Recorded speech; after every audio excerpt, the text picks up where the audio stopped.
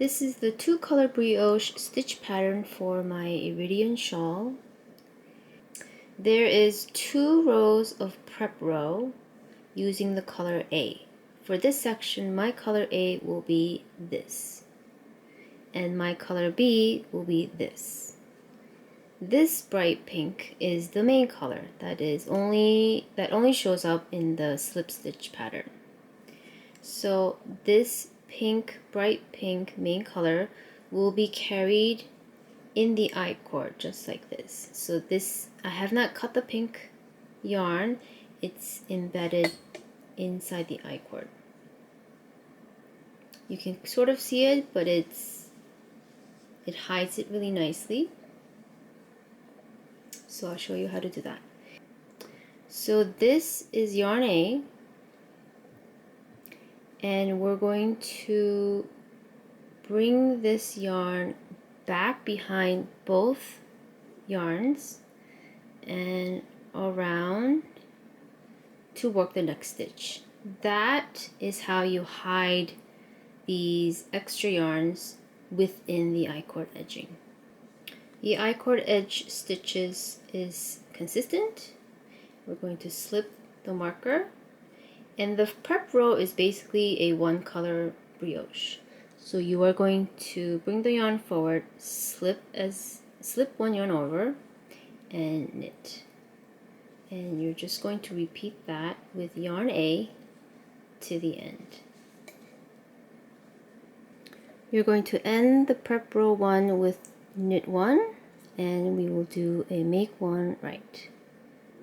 So slip the left hand needle from back to front and twist the stitch and knitting through the right leg, the left leg. So prep row 2, you have the make 1 right stitch from the previous row, and then this will be the slip 1 yarn over. So we're going to knit the first stitch, slip 1 yarn over, brioche knit, slip 1 yarn over, brioche knit, and keep repeating that till the end. And now you're ready for row 1. So now you'll be using both yarns, yarn A and yarn B. And the way you do a 2-color brioche is you use yarn A to work row 1, and instead of turning the work, you're going to go back to the beginning and work row 1 again, but with yarn B. When both yarn A and yarn B is at the end of the row to start the wrong side row, then you're going to turn and work the wrong side rows. So still using yarn A, and again you're going to bring this yarn back down and around to make sure these these yarns are hidden within the I-cord edging. The next stitch is a single stitch, so this one will get a slip 1 yarn over. So you're going to bring the yarn forward, slip 1 as if to purl, and brioche knit these 2 strands together. You're going to end row 1 with the slip 1 yarn over and do a make 1 right. So bring the left needle back to front to twist the yarn so that the leg that's in front towards you is pointing to the right, or make 1 right. So now instead of turning the work to work the wrong side, you are going to move the stitches over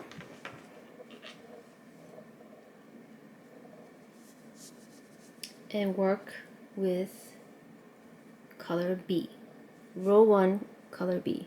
So you're going to do the same thing. You're going to bring this yarn behind the yarn that's being carried in the I-cord, back and down around. And now, because the B color, if you look at the 2-color brioche, there's a predominant color, which is color A, and there's a color in the back that is color B. So all of these knit stitches, which is the brioche knit stitches, is done by color A, and all the purl stitches is done by color B. Same thing if you look in the back. The yarn B in this section, this pink is yarn B. This is prominent in the back, so this is all the brioche knit stitches, and the A color gets the brioche purl. So in this section, this peach color is yarn B, so this will be brioche purl. The first stitch is the one that is draped over, so you're going to brioche purl. So instead of knitting, we're purling these two together. Slip one yarn over remains the same. The yarn is already in the front, so you just have to slip as if to purl and drape over, bringing the yarn forward to do brioche purl. So brioche purl is actually a lot easier to do because the yarn sort of moves where you want it to go. With the yarn already being in front, you do a slip and then do a purl. So this row ends with slip one yarn over, and you are going to make one.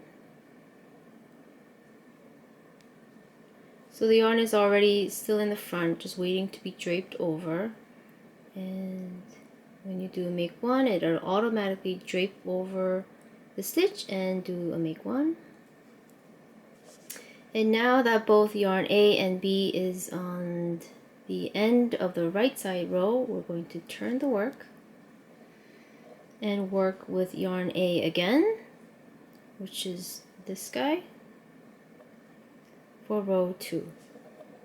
So like I said, the yarn A is more prominent in the front of the work and less prominent in the back, so yarn A will be purled on the wrong side.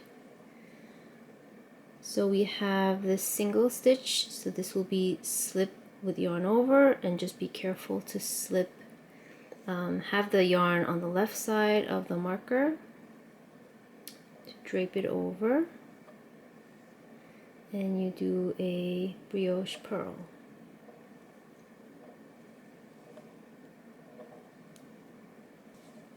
And we'll have to go back to the beginning of the wrong side row to work with yarn B.